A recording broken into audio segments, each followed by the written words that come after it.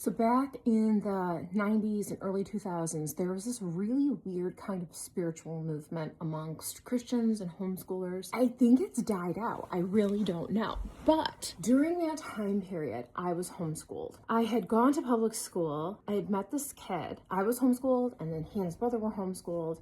And we all wound up kind of hanging out as homeschool friends for the next several years. His mother was one of those very spiritual people. It was strange.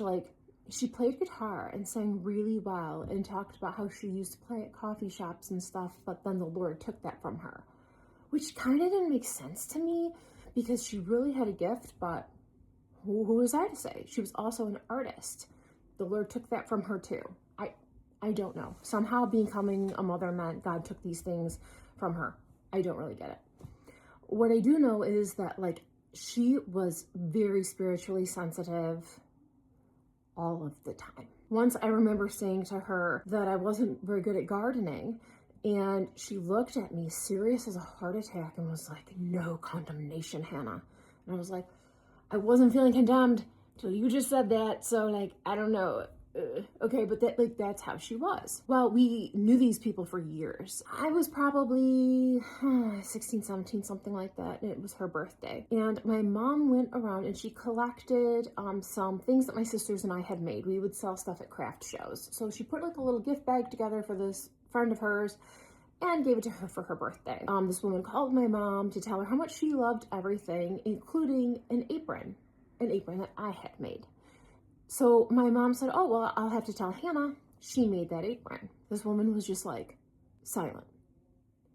And then she's like, "Hannah made that?" My mom said, "Yeah, she did."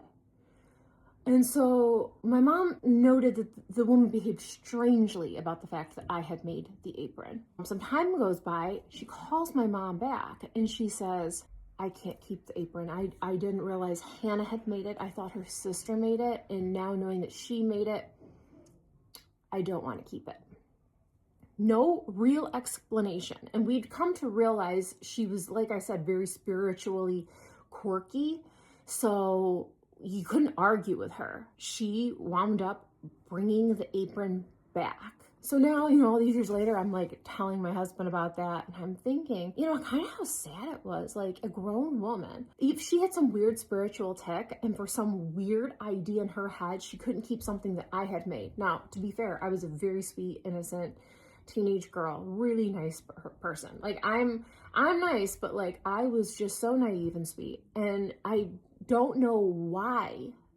Something about me bothered her to the point where she had to be so rude. Not just she could have regifted it. She could have donated it to Goodwill, but instead she had to bring it back to where she got it from, almost rid herself of it. And that would not be the first or only time she ever did that with something that I made. It was very strange. To this day, I don't know why. But I do know that I did internalize it at that time and wonder if there was something bad about me that I didn't know. All these years later, I realized, no, it wasn't me. She was very possibly mentally ill. And I had to kind of view a lot of the people that I met being homeschooled and in church as mentally ill. It was a really strange time period. And I don't think it really has anything to do with God. It has to do with whatever their problems are. But yeah, that was one of my quirky story times from when I was young. And did anyone else experience that? Did anyone else have any weird, crazy Christian, hyper spiritual people growing up in their lives that added anxiety? And really, it wasn't true, I don't know.